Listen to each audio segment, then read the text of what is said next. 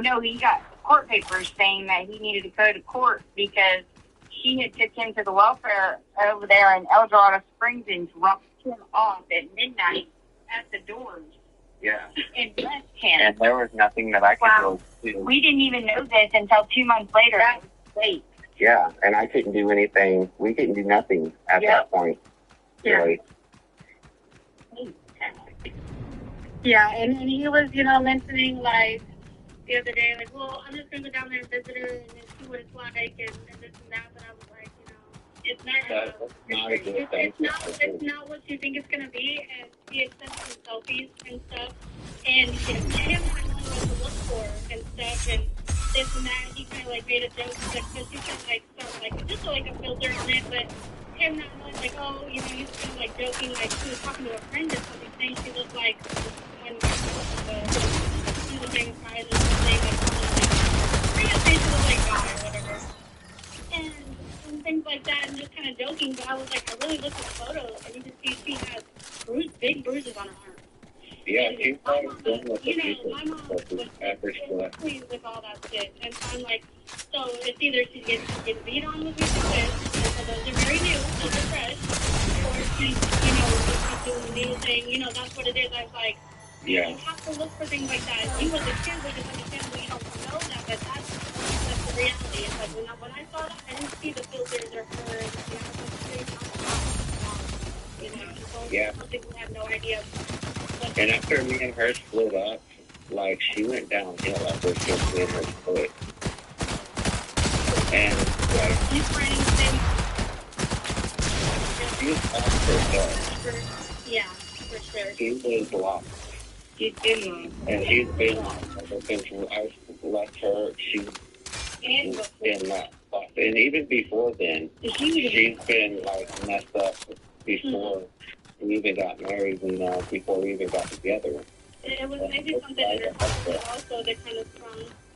Yeah. Maybe.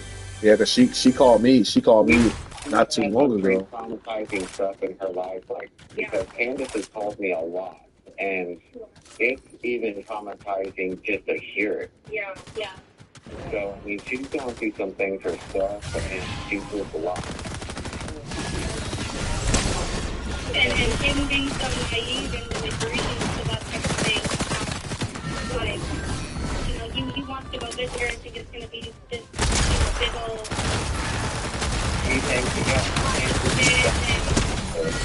And be accepted. And he's facing something that, he doesn't, that he can't get through.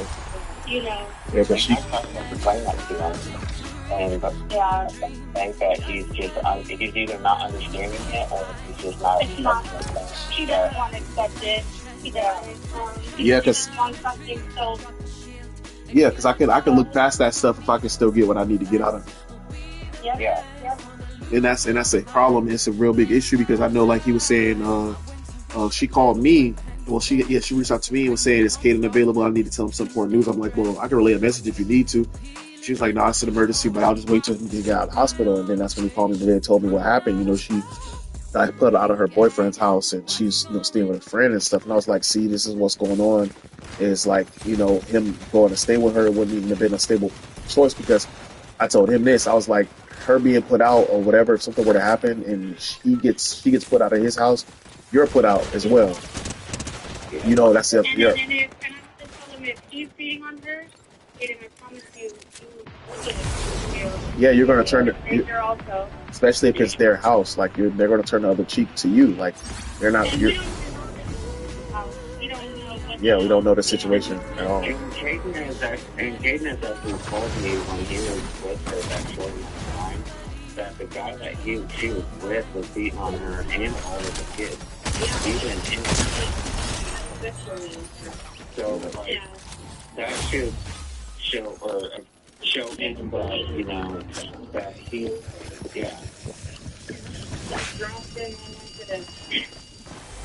But, I mean, I can also understand that he's, trying to overlook that to save his mom and, want to be accepted. Well, yeah, for sure. Yeah. He's trying to be the hero, I guess. Yeah. He said that. He said that because he said, bro, I want to just move. I'm like for a point of time. His mom was saying that she was going to move down here, and he was like, well, I'll just get an apartment and stay with my mom. I'm like, bro, that shit is not a good idea. And I don't know much of her, but I just like, and then that way she can have the kids. I'm like, that's not how that works, bro. I'm like, you don't even know how to be a man, let alone just juggle certain responsibilities. And I'm like, soon as shit hits the fan, you don't have the backbone to say this is how things going to work for things to get better.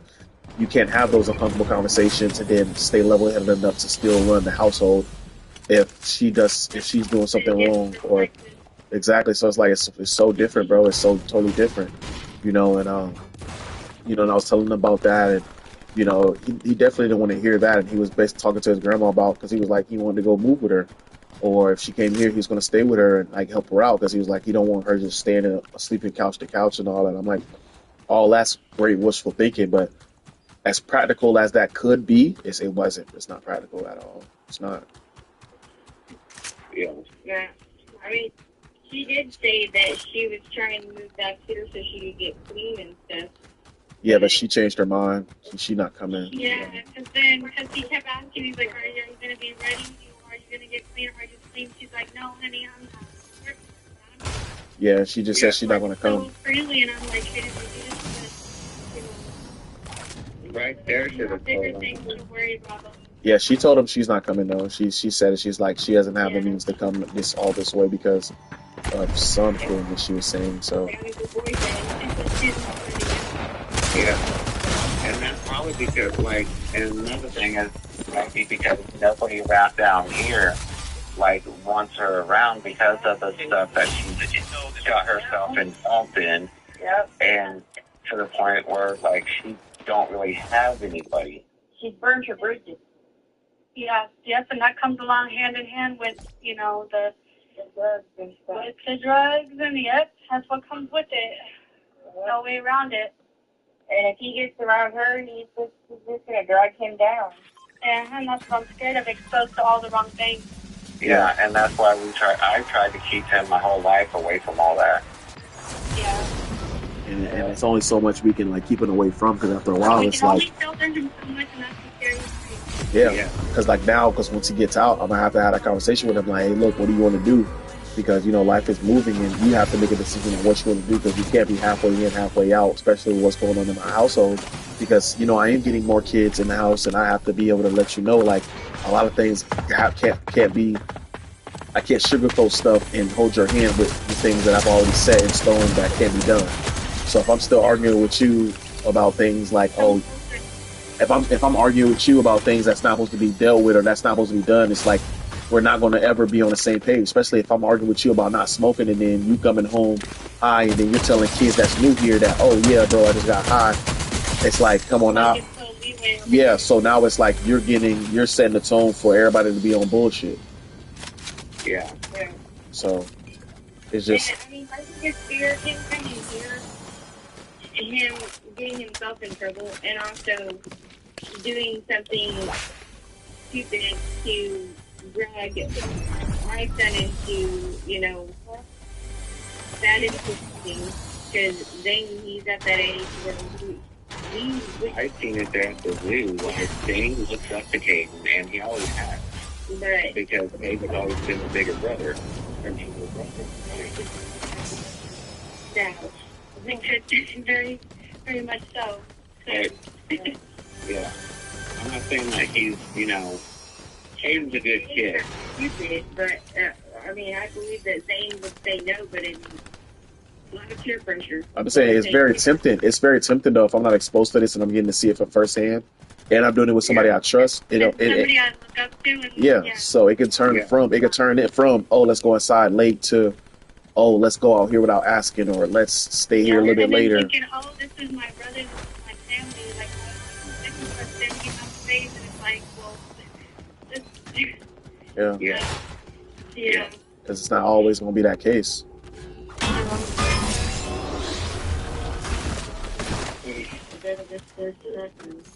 Yeah. And even if he came here, I can only protect him so much because, he like doing what I do or could even handle it. I'm not saying that he's physically not able to. It's just, it's hard work because you're out in the sun basically all. Physically and mentally for sure. Yeah, it is. Let's say that because we know his work ethic and Yeah. Hey. He was laughing about it. I said, you know something to laugh about. I said that's really good. He was laughing and telling us like, oh yeah, he was mopping and his manager had to come and show him how to mop and stuff because he wasn't doing it properly, and he was behind him like pumping and dancing and stuff and like making a joke in front of everybody while his manager was trying. And then he said, oh yeah, the reason why I did that is because I didn't want to mop up on the mop. He didn't know how to mop. Wow. I think with that scenario, I think that he was embarrassed. So he had to make something funny because he was embarrassed. Yeah. I think so, because I'm like, but that's one day I'm like, you gotta get a hold of that shit. You can't be doing that. Yeah. The cameras and I don't even know where he gets that from. That's like, yeah. It's the approval. It's the approval thing. Like I can do this as much as I can because I know how everybody can receive it if I show them how funny and how cool I am.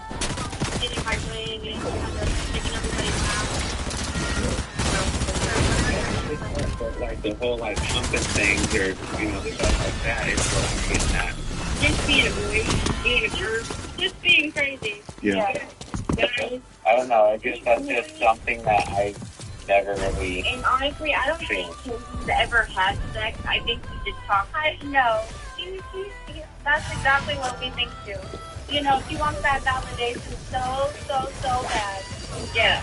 And he thinks getting and acting that way and being perverted that it attracts girls, and it don't. I mean, whores, yeah, but then you be catching people, I mean, for sure. Yeah, and that's that's exactly what it is. This area, But that's the same thing he does. That's why. That's another reason why he was like telling people that he had a kid, because it would ensure that, oh well, if he has a kid, he's definitely been having sex. He can't pull out, so that means he's been having hella sex. So that's what I was telling him. I was like, bro, you don't have to sit here and tell people. I'm like, bro, having sex is a normal thing at your age. Like everybody's been doing that. So for, I guess that he wanted people to have this understanding. Well, I'm not saying normal, but it's not a thing to where if you brag about it's so cool. I've got a friend that's my age that is still a virgin, and I get really proud of him for, being a virgin, honestly, because, I mean, that's something that we don't see. Hear about. Yeah, and I just want him to understand, like, it was something to where it's not, I know it's like, it's nothing that he should use as a trophy to be with other things. It's like, you're holding, it's like, okay, well, there's so many other kids that's doing this, and I'm not saying, oh, you should join them, but it does make it hard when you treat it as like, oh yeah, if I have a kid, this is how they're going to look at me because they're going to know I'm having so much sex, so maybe I'm cool like that. And it's like, it's not the flex that you think it is. And I just was trying to let him know, like, he is a chick magnet. What is he cool? Like, my dad was single, and like, that's how he got checked to the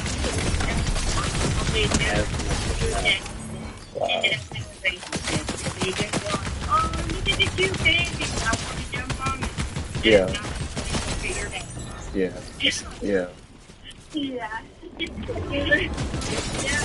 Like, he believes things like that. He really does. Yeah, and I've tried to explain to him he needs to be a leader, not a follower. For sure. Yeah, that's just not fun to him. I can hear him saying it already. There's nothing fun in that.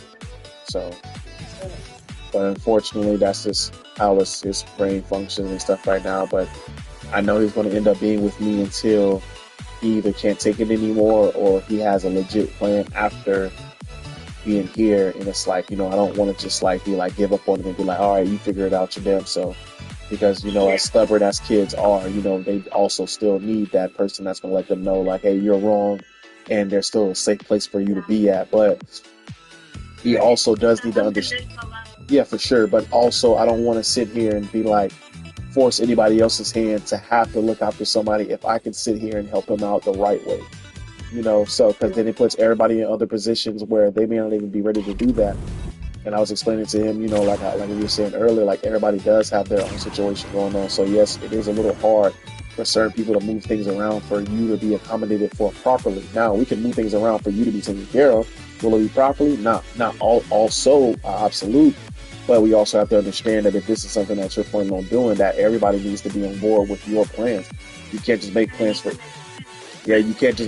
for people and expect everybody to be like, hey, y'all on board? Y'all love me? Y'all love me, don't y'all? So, yeah, exactly. Y'all love me, don't y'all? Go ahead and prove it for me. Like, it's like, that's not fair, bro. Yeah, that's not right either. Or fair on you guys. And I mean, Kenny told me that he didn't want to live with us because of the fact that he was afraid that pretty much he would have to grow up and... That me and him would butt heads or something like that. Dad would butt heads. He doesn't realize, y'all, just how him and AD butt heads like crazy, it's going to be the same because you're going to be thinking the same thing. Yeah. Right. He was kind of like, with my dad. And I was like, your dad's not going to throw hands with you or kick you out. I mean, he might put a boot in your ass and tell you to stop it, but he's not going to, I'm not going to get physical, throw hands and stuff like that. But Yeah. and make sure that I got his attention to the point where he understands, like, you're fucking up. Yeah. It's like, and he needs that because he's, Yeah. But, I mean, I don't know how to really help Caden when he don't want to listen. That's weird.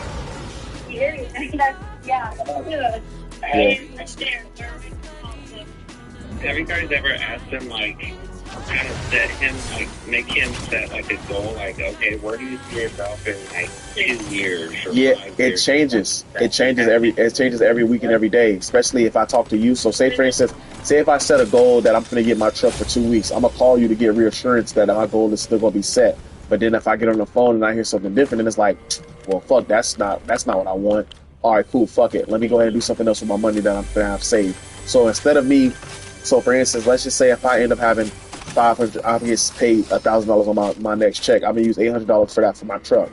Oh, fuck, my dad just said I'm not going to be able to get it in these next 2 weeks. Well, fuck, I might as well use $800 for that for a fucking tattoo because I don't need it for anything else. So I don't got to save, as opposed to saving it still because I still want to be able to use it just in case I need anything for my truck to help with it. So it's like, or he'll be like, oh yeah, I'm just going to save the money so just in case my dad needs it, I can help him with the truck. But it's like, but then we'll go out somewhere and then he'll be like, fuck, I want this, I want that. And it's like, nobody can stop him because it's like, it is your money. You did work for it.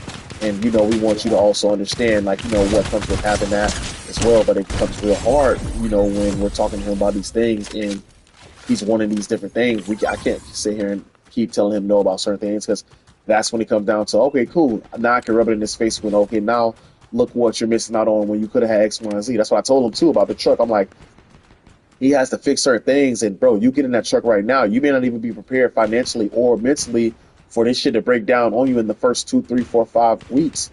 And look who you're going to be calling to help that shit. Because I'm talking about my truck is covered from head to toe in insurance.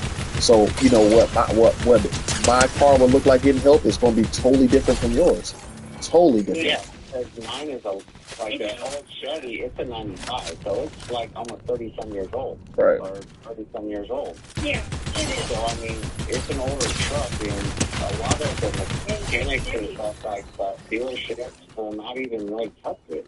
Yeah. Because it's so old, because you can't find parts for it, really. Yeah.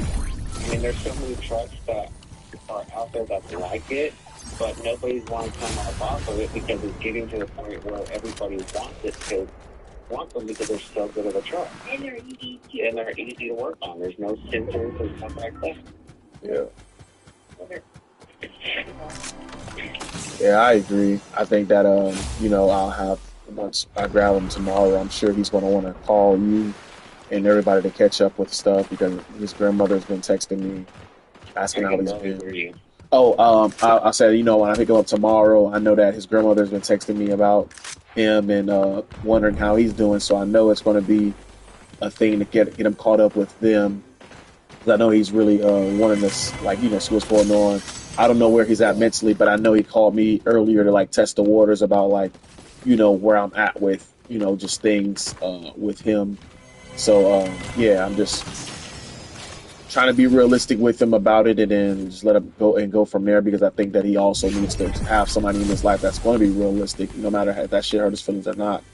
And I just have to be that for him, because I mean, he needs it. He doesn't. So, but I'm sure he'll give you a phone call sometime tomorrow, because he's definitely been wanting to keep in touch with everybody. And I just need him to just stop feeling like he needs to deal with people that's going to feel sorry for him in a situation. So. Yeah, and we try not to, do that. Like, for the most part, we don't feel sorry for him. We just, try to tell him how it is, straightforward, no bullshit, and, yeah. Yeah. So, yeah, I just want to keep you guys in the loop so you guys can be more aware of, like, how you can contribute in whatever way to him, because, he has his ideology that it's going to be so much easier with you guys, or so much easier if he just leaves my house because I'm so strict or whatever. And some of it may be true, but ultimately he just also understands like this shit is not going to work how he thinks it's going to work. So yeah, it's definitely coming from a good place. It's not us trying to be mean or trying to be so controlling and things like that. That it makes it seem like tells everybody, that that's what it is, and it's definitely not. Yeah. I know Kaden is a very good storyteller. yeah. But yeah. There's things that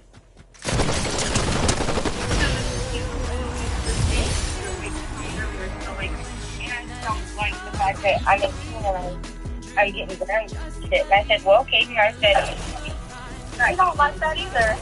Yeah. Yeah, I said it's the fact that you have to respect somebody else's house. I said, they're allowing you to stay there so you can get up on your feet and you try to get your shit together. And I said, you're fucking it up by disrespecting what they told you not to do. And I said, let's shame on you. And then he's like, okay, well, I gotta go. I was like, okay. Well, thank you. It takes a damn village to raise these kids. So, like, I'm glad that you reached out also to us, and so we can get on the same page, because it's kind of like a hit or miss, and kind of only hearing pretty much what he's saying. And then, he's a storyteller, so we don't know what's right, what's wrong, what's really, going on. So yeah, that's why I wanted to reach out to you to find out like what's really going on and why he's constantly in and out of that place. yeah, because it looks and sounds crazy on paper. That he's been, he's so unstable, that he's going in this many times, and like what's going on at the home, like just so bad, like. It looks crazy to anybody who doesn't really know him. Exactly, For sure. And it doesn't make it look good either if you just get, like, Not at all, not to his job or nothing. Like, dang, like, it's not stable. And then the way he talks and stuff, he just makes himself look bad. Yes, yep. And it's not good for him, and it's sad because you guys are in a bigger area. And I mean, word spreads just as fast as it does in small towns, trust me. Like wildfire. Oh, yeah. Yeah. It's really sad.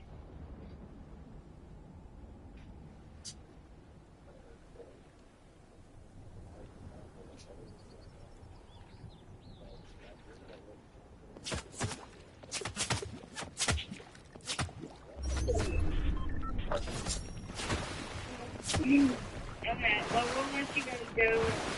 We appreciate it. Yeah, we'll talk to you for sure.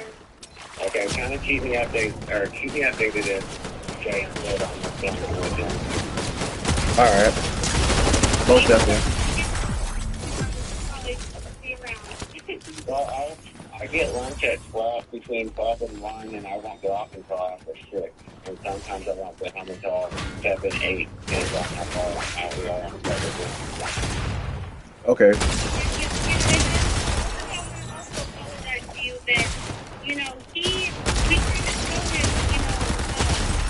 But we don't want to keep him from calling his people. But, he called you so damn late, knowing that you were. Yeah. Why did you have to get up with the ass crack of dawn and still call you to tell you nothing, really. Yeah, because Like, are you up? What are you doing? yeah, because he'll get off. Yeah, he'll get off from work. He'll get off from work, and I'll be like, bro, you know that's stupid as hell for you to get off from work and call your people. He'll be like, but he'll be like, well, he gonna answer anyway. It don't matter if he's asleep. Then he'll call you like, oh, are you asleep? Oh well, okay. Well, if you're asleep, okay. He just did that every time about that, but we don't want to keep him from calling people, but still, like, come on. Yeah. Next time, we just have to let you call the morning.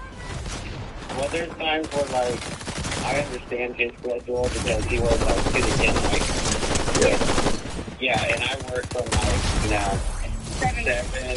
7:30 in the morning until, 6, 7 o'clock at night. Sometimes 8, it all depends on where I'm at. Right. So, I mean, I can understand him calling as late as he does. But, like... It's just frustrating when he calls and he's just like, well, he just wants to see what you're doing. Yeah. That's the aggravating part sometimes. But, I mean, I still love to hear it. Yeah. Because, So, we do, yeah. Are you on the dating for him, I think? It's like my dad answered, and, I think, but it has to be that important. Yeah, well, yeah, because he's definitely looking for you to answer because if he's not getting it from his